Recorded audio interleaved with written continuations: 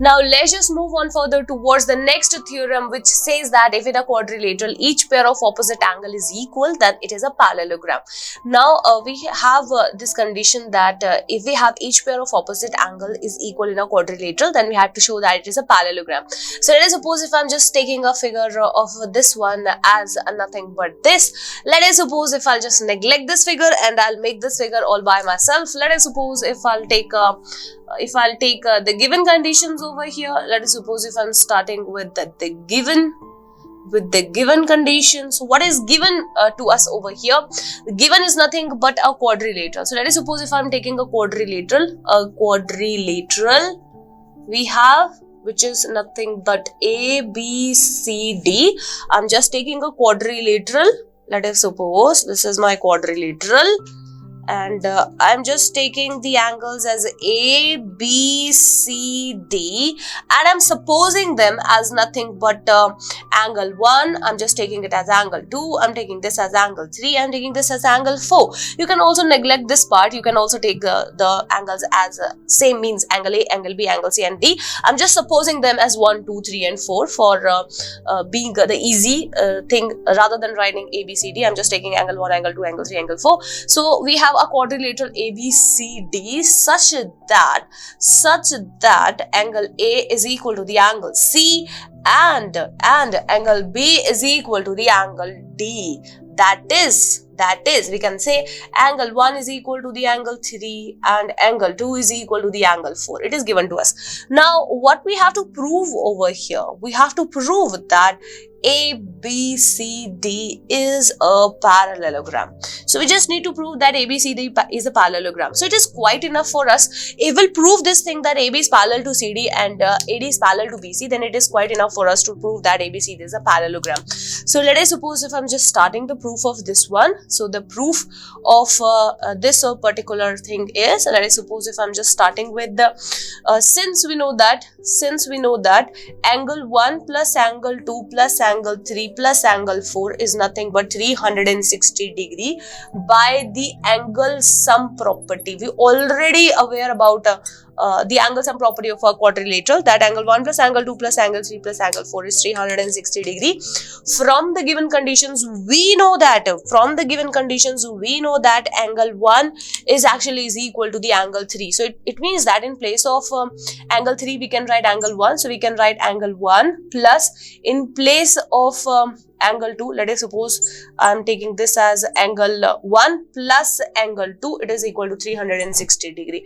Why am I taking this? Because we know that angle 1 is equal to angle 3 and angle 2 is equal to the angle 4. It is already given to us. So it means that we have twice of angle 1 plus angle 2, which is equal to 360 degree, which implies that angle 1 plus angle 2 is nothing but 360 by 2, which is nothing but 180 degree, which implies that angle 1 plus angle 2 is nothing but 180 degree. It is nothing but 180 degree. Let us suppose if I am calling this as 1. So in the similar manner, instead of angle 2, I can also take the angle 4. So let us suppose if I am just saying that from the equation number 1,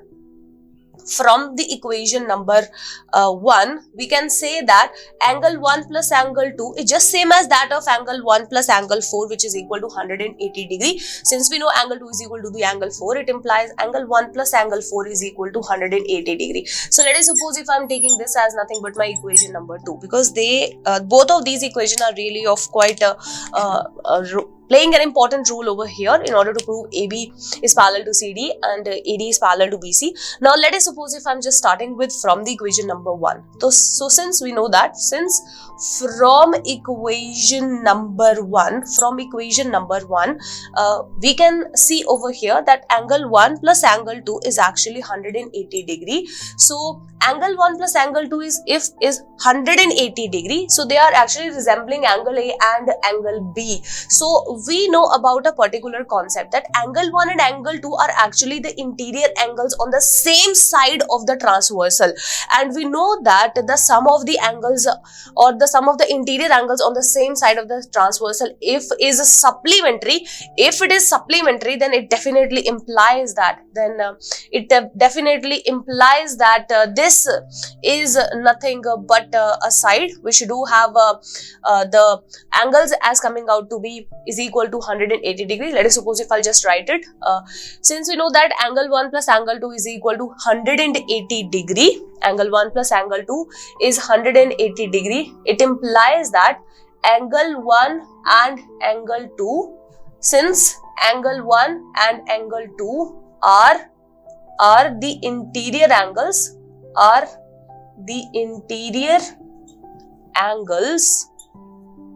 they are the interior angles on the same side, interior angles on the same side of a transversal and the sum of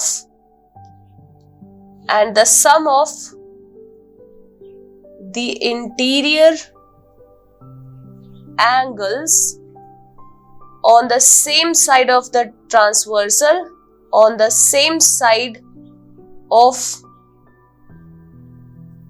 the transversal AB is 180 degree. It implies that AD is parallel to BC.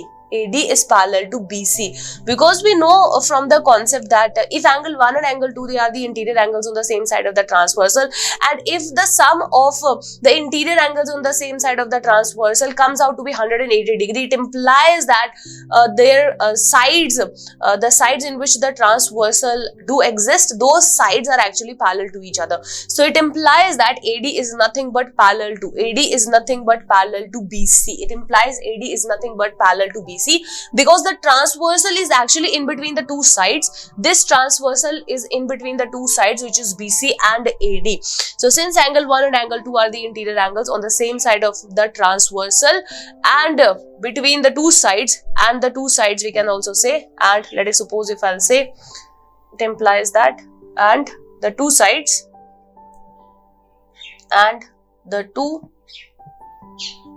sides, which is AD, and the two sides AD and BC, it implies the sum of the interior angles on the same side of the transversal is 180 degree, which implies AD is parallel to BC. And with a similar concept, similarly, we can say from equation number 2, we can again say that since angle 1 plus angle 4 is equal to 180 degree, it implies angle 1 comma angle 4 are the interior angles on the same side of the transversal, on the same side of the transversal AD, on the same side of the transversal AD, and the two sides, which is nothing but AB and DC,